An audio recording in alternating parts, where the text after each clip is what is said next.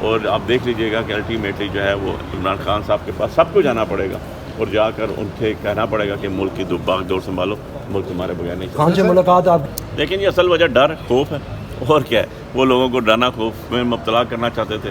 کبھی کسی کو مسنگ کر دیا، کبھی کسی پہ پرچہ دے دیا، کسی کے املاک تباہ کر دیے، خواتین پہ پرچے دے دیے، لوگوں کے گھروں عزت چار دیواری کو پامال کر دیا، کام کاروبار تباہ کر دیا۔ لیکن ان کو پتہ چل گیا کہ یہ ساری چیزیں بیکار ہیں۔ لوگ جو ہیں وہ کھڑے ہیں، وہ اپنے لیڈر عمران خان کے ساتھ کھڑے ہوئے ہیں اور شیشہ پلائی ہوئی دیوار کی طرح کھڑے ہوئے ہیں، اور عمران خان صاحب بھی اندر ڈٹے ہوئے ہیں، سال ہونے کو ہے، اور اس کے باوجود جو ہے وہ کہتے ہیں کہ انشاءاللہ جیت حق کی ہوگی۔ تو بات یہ ہے کہ یہ ڈر خوف جو ہے، یہ حکومت جو ہے یہ تو ویسے ہی میں کہتا ہوں کہ یہ لرز رہی ہے، ان کی کانپیں ٹھانک رہی ہیں۔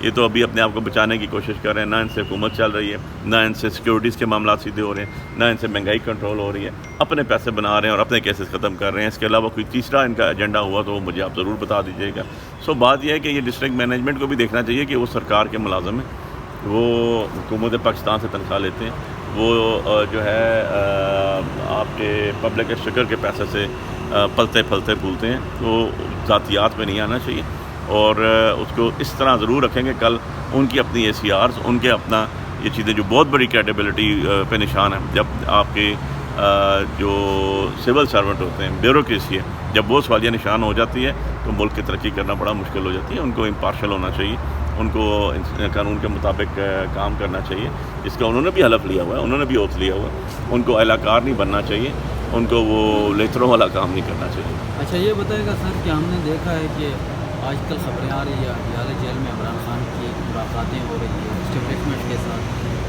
ڈیل کی کچھ خبریں چل رہی ہیں، اس حوالے سے دیکھیں جی، عمران خان سے میں پرسوں مل کے آیا ہوں اڈیالہ جیل کے اندر، میرے نوٹس میں تو ایسی کوئی چیز نہیں۔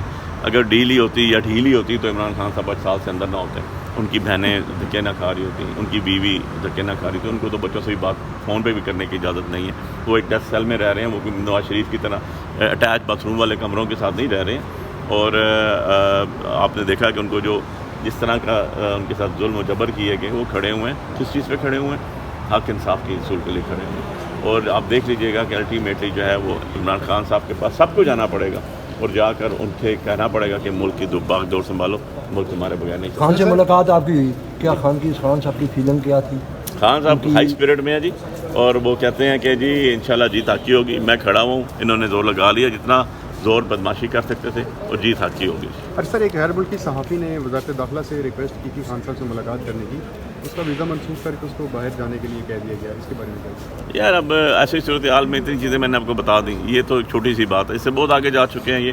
اس سے اپنی کریڈیبلٹی، اس ملک کی کریڈیبلٹی، آپ سب لوگوں کی عوام کی کریڈیبلٹی کو سوالیہ نشان بنا رہے ہیں۔ یہ جو ایک چوروں کا جتھا بیٹھا ہوا ہے، گنتی کے کچھ لوگ ہیں، یہ انہوں نے یرغمال بنایا ہوا ہے سارے ملک کو، سارے ملک کے عوام کو، نہ ان سے کنٹرول ہو رہا ہے، نہ ان کو کسی قسم کی تہذیب ہے، نہ ان کو کسی قسم کی تمیز ہے۔ ایسی ساری صورتحال کے اندر یہ جو ہیں اور کیا کریں گے، یہی کر سکتے ہیں، اس کے علاوہ ان کے اور بس میں ہے کیا؟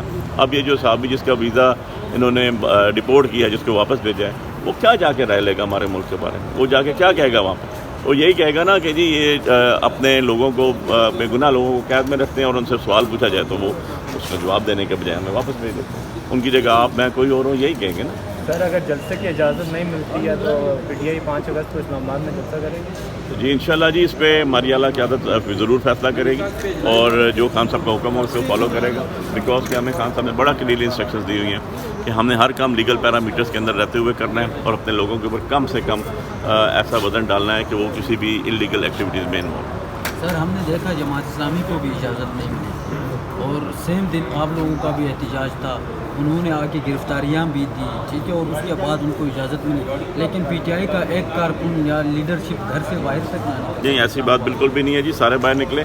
جماعت اسلامی کی جو پوزیشن ہے، ان کے گھروں میں اٹیک نہیں کیے گئے، ان کی بچیوں، بیویوں، بہنوں کو، بیٹیوں کو نہیں اٹھایا گیا، ان کے اوپر پرچے نہیں دیے گئے، ان کے جو لوگ پکڑے گئے تھے آپ نے دیکھا آدھے گھنٹے کے اندر چھوڑ دیے گئے۔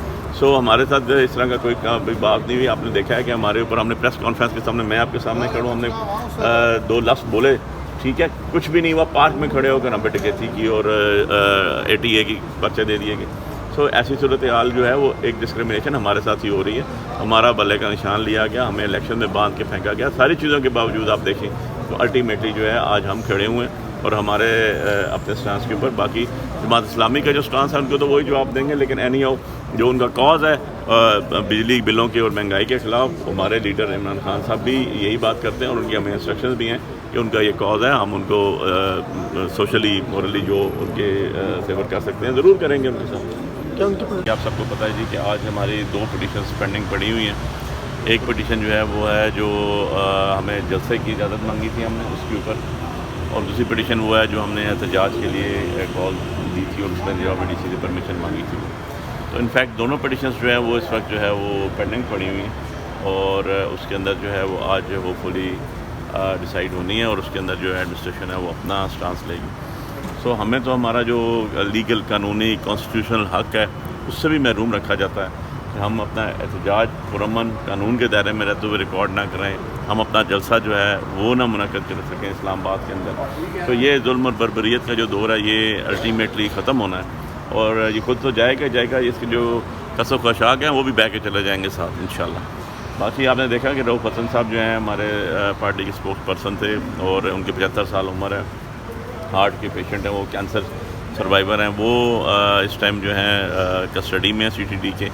پہلے ان کو FIA نے اٹھایا, پھر FIA نے جوڈیشل ریمانڈ پورا ہوا, ان کی بیل لگائی گئی تو پتہ چلا کہ جی ان کو CTD والے لے گئے. وہاں پر ہم نے ان کو ریمانڈ اپوز کیا اور 2 دن کا ان کو ریمانڈ دیا گیا. سو اس کے بعد ابھی ڈسٹرکٹ کورٹ میں جو ہے FIA کورٹ میں ان کی بیل بھی آرگومنٹس کے لیے ہے.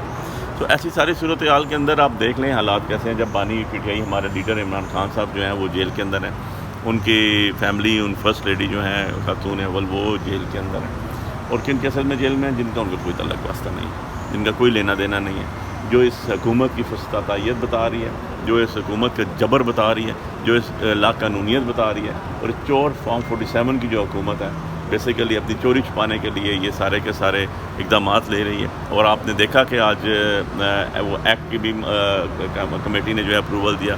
کون سا ایکٹ؟ جو ہر 3 مہینے بعد دے کر آ جاتے ہیں, یہ امینڈمنٹ ایکٹ, ترمیمی ایکٹ. پہلے 2023 میں لائے, پھر 2024 میں لائے. اب تو کوئی طریقہ کار ہوتا ہے یار, جو قانون ساز اسمبلی ہے وہ قانون سازی کرتی ہے عوام کے لیے, وہ قانون سازی اپنے لیے نہیں کرتی. اور یہ جتنے قانون سازی کی طرف جا رہے ہیں یہ انشاءاللہ آپ دیکھیں گے بہت جلد یہ انڈو ہوں گے. اس سے پہلے بھی عدالتوں نے جو ہے وہ حق کا ساتھ دیا ہے, اور اس طرح کے جو پرسن اسپیسیفک ایکٹس ہوتے ہیں ان کو اور لاز ہوتے ہیں ان کو ہمیشہ کنڈیم کیا گیا اور آگے بھی انشاءاللہ کیا جائے. علی بھائی صاحب, جلسے کی اسلام آباد میں اجازت نہ ملنا یہ بھی بڑا سوالیہ نشان ہے. عدالتیں آرڈر کرتی ہیں اور DC صاحب اس کو کینسل کر دیتے ہیں, اس کی اصل وجہ کیا ہے؟